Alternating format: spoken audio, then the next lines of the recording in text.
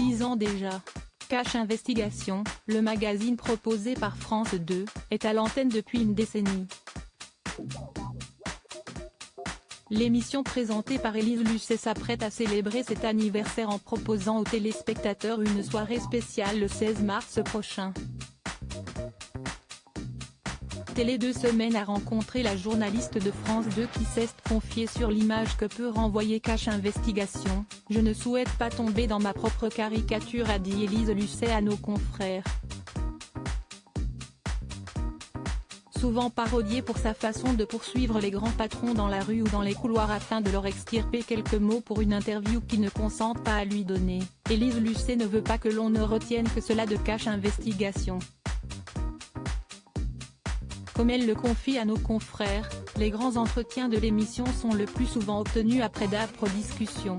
Aujourd'hui, nous préférons désormais continuer de négocier et attendre 6 mois s'il le faut pour décrocher une interview.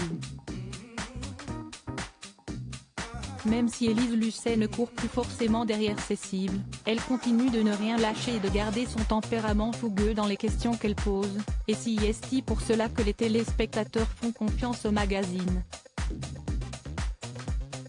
Élise Lucet a toujours rêvé d'être journaliste. Élise Lucet n'est pas tombée dans le journalisme par hasard, ayant même développé enfant, une passion pour une autre femme du métier. Ma mère a toujours dit qu'un jour, en regardant Christine Ocre, j'avais déclaré que je serais à sa place, s'est-elle souvenue en 2015, dans les colonnes de Paris Match.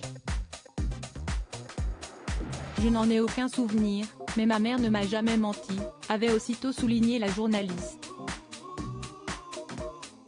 Détentrice d'un baccalauréat scientifique obtenu de justesse, la fille d'une ancienne directrice d'école et d'un père professeur à la faculté était une enfant rebelle, ma sœur très brillante, moi j'ai fait l'inverse.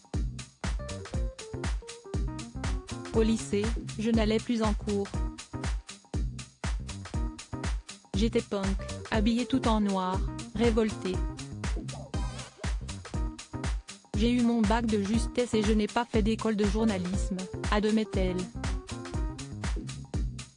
Mais un stage effectué au Canada a modifié sa trajectoire, j'ai eu un stage à Radio France.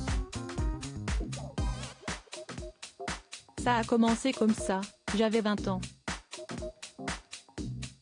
Crédit photo, Coadic Y.